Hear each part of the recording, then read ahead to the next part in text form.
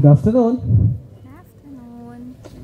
Bago ko pataasin ang inyong mga kilay sa mga sasabihin ko later, gusto ko muna ma-confirm, kung sino naniniwala sa perfect marriage. Taas po ang kamay. Sino? Isa lang, dalawa, tatlo. Pinilit pa yung isa. Ito po ang gusto kong masabi sa inyo. Anumang bagay na hindi nyo pinaniniwalaan ay hindi mangyayari sa inyo. For centuries, pinag-aralan na po ng mga scientists and philosophers yan. Anything that you don't believe with, you will never make any effort to achieve it. Hindi ka naniniwala eh. Paano susunod ng katawan mo? Tama? Mali.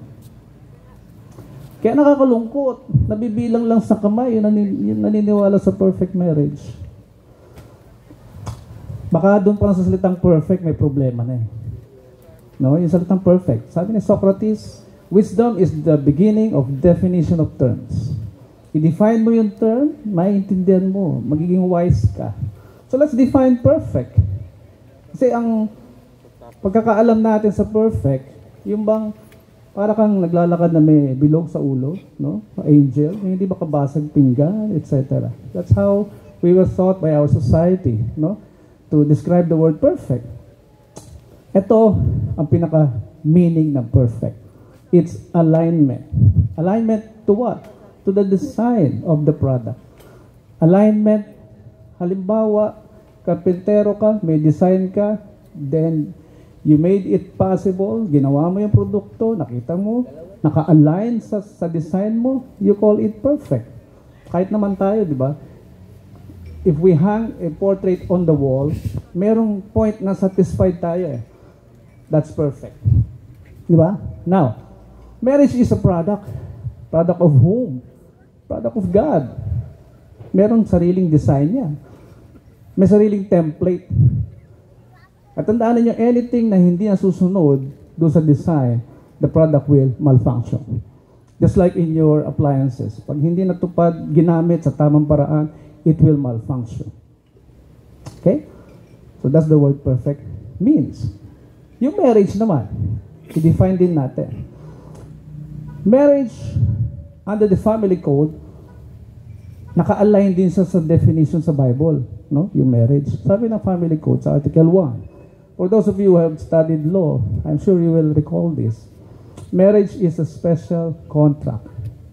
When you hear the word special, which means may ordinary. The ordinary contract says, anuman daw yung agreement ninyong dalawa, it will bind you under the law. Yan ang kikilalanin ng law. Basta walang binabiolate na batas, customs, traditions, public policy, yung inyong kasunduan under the ordinary contract. While in marriage, since it is described as a special contract, define siya sa Article 1. Hindi daw ito subject sa ating terms and conditions. Unlike sa civil contract or ordinary contract, we can define or we can input our terms, yung gusto nating mangyari doon sa ordinary contract. Gawin mo to, bayaran mo to, ibigay mo to, palitan mo to. Ganun ang ordinary contract. Basta walang maapektuhang rights ng sino man. While sa marriage, not subject daw to our stipulations.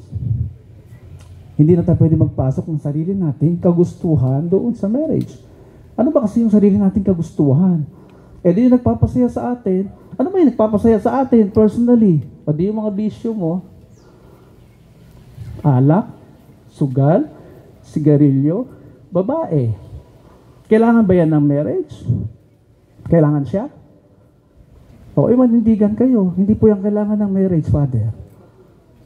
Hindi ka na pwede magbitbit ng mga bagay na nagpapasaya sa sarili mo sa marriage. Kasi sino na pasasayain mo? Sino na? Yung asawa mo na. Tapos ka na sa pagkabinata. Tapos na tayo sa pagkabinata. Tapos na sa pagkadalaga. Ano mang nagpapasaya sa atin noon, iiwanan na natin yan. Kasi terms and conditions natin yan. Hindi mo pwedeng sabihin sa asawa mo balang araw, pasensya ka, nag-asawa ka ng maldita. Hindi na uubra po yun, sir. Di ba, no, sir? Patutuwa pa ba kayo doon? May asawa kayo maldita, lagi kayo sinasagot-sagot. Gusto niyo yon? Ay, hindi kayo matutuwa niyan. Sigurado ko.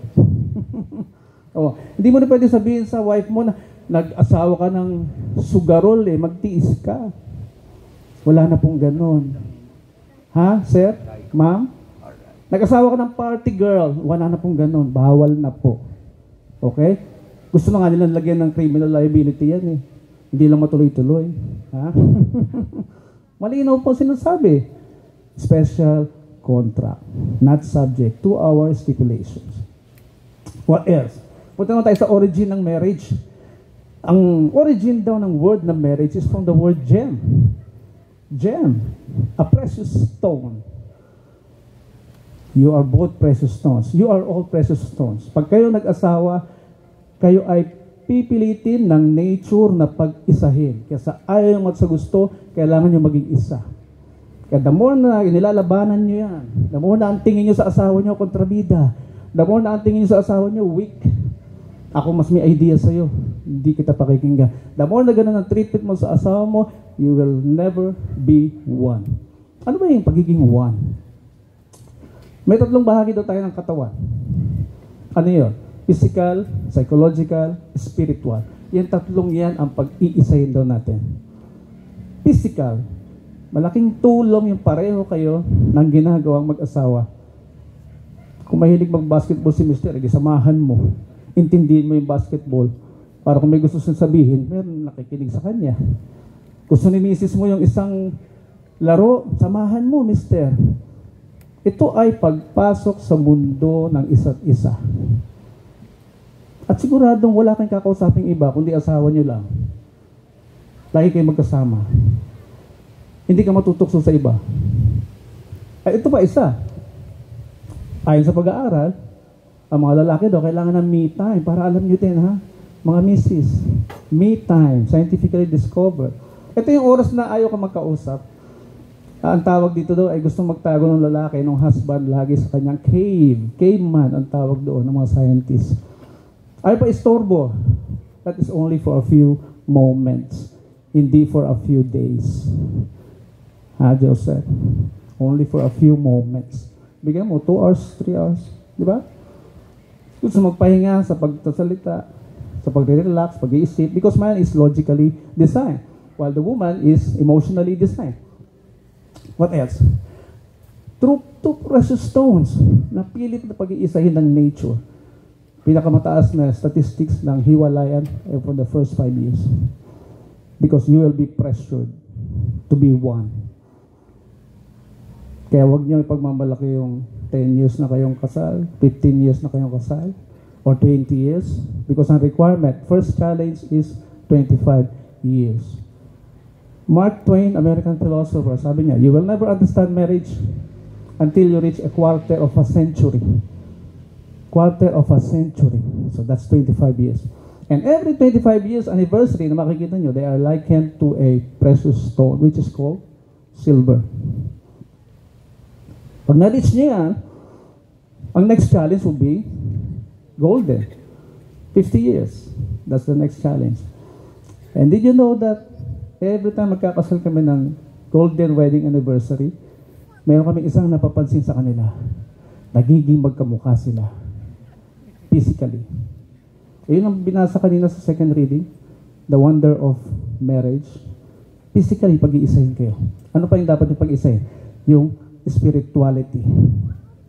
Hindi pwede magkaiba kayo ng God. Isang God lang. Ha?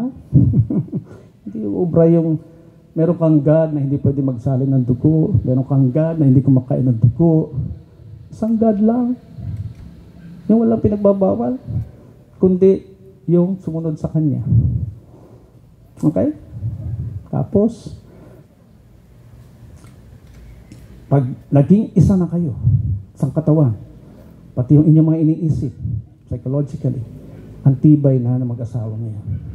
Hindi na kayang gibain.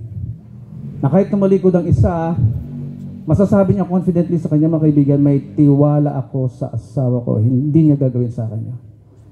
You must reach that point na hindi ka nagda-doubt sa isa't isa, sa inyong dalawa. Dahil pag nag-doubt ka, it only means toxic yan. Dahan-dahan kang sisirain ng toxic na yan sa isipan mo. Okay? Ang dami ko pang gusto sabihin. Baka mag-overload kayo ng information. But remember, when you hear the word, put God in the center of your relationship, which means na sa taas siya lagi, ang priority niyo lagi is Him. Paano siya magiging priority? Kung ano sinabi niya, sundin lang. Huwag ilagay ng kondisyon. Hindi sa conditional. Hindi tayo entitled doon. No? Sa Greek lang galing yung democracy. Walang democracy sa marriage. Hindi mo pwedeng ikatwiran na, ba't ko siya re-respeto? Hindi ko naman maramdaman mahal ko siya. Or, ba't ko siya mamahalin? Hindi ko naman maramdaman na i-respeto niya ako. Wala na pong ganun. Hindi ka na entitled doon. Kaya gusto niya ng stress-free life? Gusto niya? Gusto niyo? Okay. Dapat naisin niyo yan. Because sa inyo manggagaling yan. You want a stress-free life? Huwag mo siyang i-stress. Huwag mo rin siyang i-stress. And you will live happily ever after. Tuloy-tuloy lang. Huwag yung lagyan ng kondisyon. Okay? That's the requirement. To put God in the center of your relationship. Meron lang po pakiusap sa inyo. Kasi ang ating society, ang ating mundo, ay punong-puno ng misinformation. Kaya the more na tumataas ang ating poverty level, ibig sabihin the more na walang natuturuan ng tama paano maging successful sa mundo. Dahil hindi na ako sa mahirap eh. So meron po kaming foundation na tinayo, BCIDP Palad ng Diyos Foundation. Kami po ay pumupunta sa mga mahihirap na komunidad para sila i-seminar, yung mga bata, kasi mahirap ng turuan yung matatanda, ano? Mga bata, in-explain namin sa kanila ang totoong plano ng Diyos at yung secret to be successful in life dahil pinagdaanan ko. May feeding program po kami. So hingi po kami ng tulong sa inyong mga donasyon mamaya para po sa adikain na yan. Congratulations to the both of you. We will now proceed to the marriage rites.